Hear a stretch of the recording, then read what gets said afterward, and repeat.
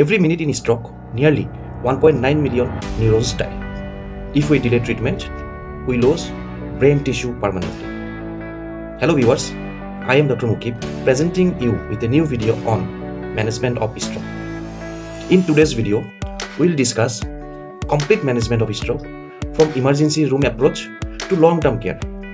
By the end of this video, you will clearly understand the initial stabilization for stroke management, the thrombolysis criteria, mechanical thrombectomy, management of hemorrhagic stroke, and the secondary prevention. Watch full video till the end for complete understanding. So, let's begin.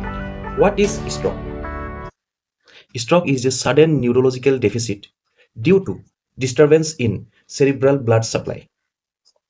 There are two main types of stroke. One is ischemic stroke, which is most common. It occurs among 85% of the stroke patients. And the second one is hemorrhagic stroke.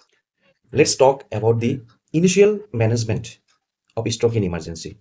Always follow ABC approach. For A, airway; B for breathing; and for C, circulation. In airway, check airway patency.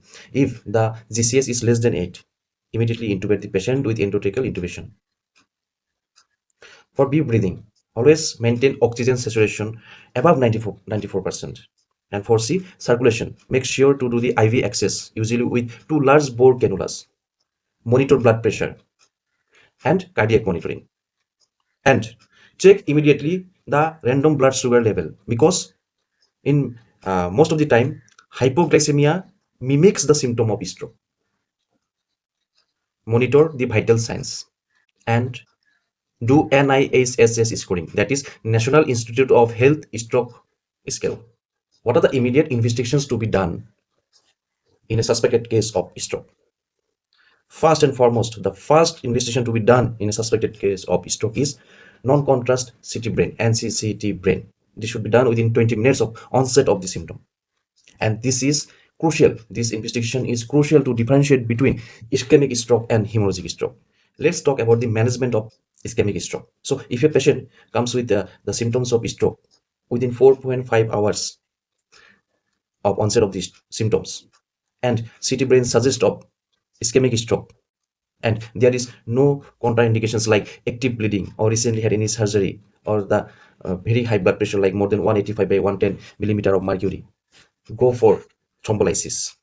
And the drug used for thrombolysis is injection Antiplatelets, commonly known as TPA. And the dose for injection Antiplatelets is 0.9 milligram per kg. Dose should be given in 2 divided dose, like initial 10% of the total dose should be given IV bolus, and the 90% should be given over 60-minute slow infusion. And the maximum dose can be given is 90 milligram. The next step for the management of ischemic stroke is like mechanical thrombectomy. If there is occlusion in the large vessel, we can go for mechanical thrombectomy, and it can be done within 6 hours. In selected cases, it can be done after 24 hours. And especially, it is useful in MCA occlusion and ICA occlusion. The third line of treatment for ischemic stroke is antiplatelet therapy.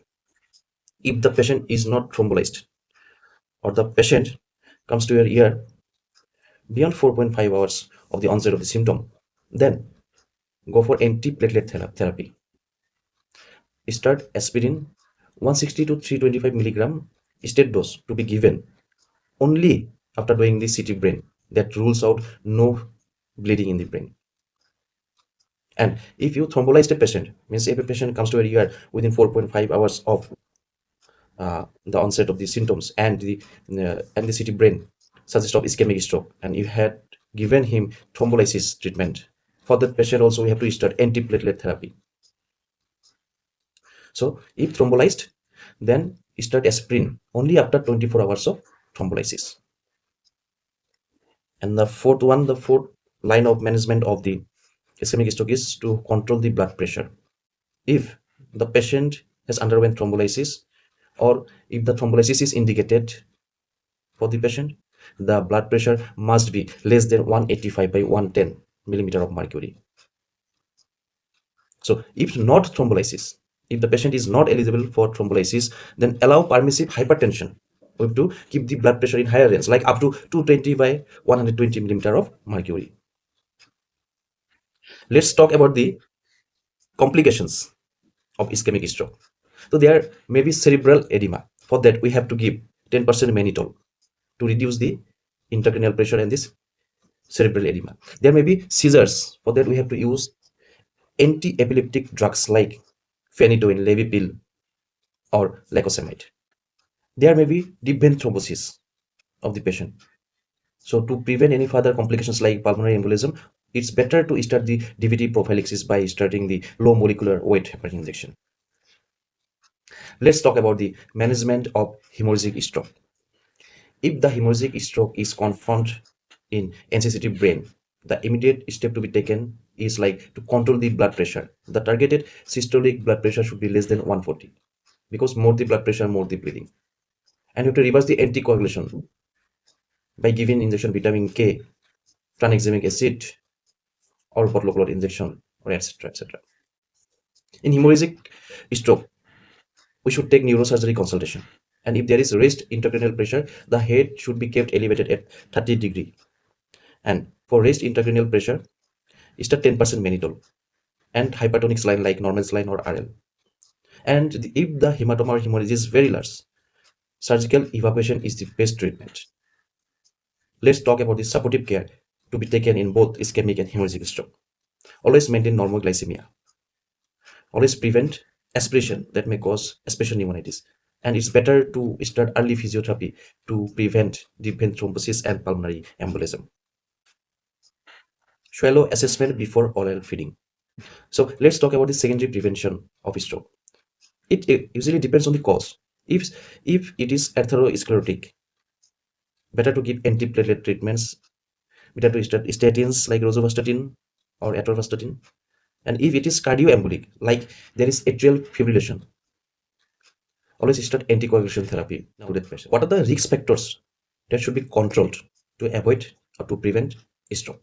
One is hypertension, it should be controlled. Second one is diabetes, it should be controlled. Third one is smoking, it should be controlled and the smoking should be stopped. And fourth one is dyslipidemia. If you have dyslipidemia, you have to control it. And an important mnemonic you must remember is FAST, fast. Remember the important mnemonic fast. For F, face dropping. For A, arm weakness. For S, speech difficulty. And for T, time to act. Stroke is a medical emergency. Remember, time is brain. Early CT, thrombolysis within 4.5 hours of onset of the symptoms and after confirming the ischemic stroke. Thrombectomy in selected patients and control blood pressure and prevent the recurrence. If you found this video helpful, don't forget to like, share and subscribe. And comment below if you want a separate video on NIHSS scoring or thrombolysis protocol in detail. See you in next video. Thank you.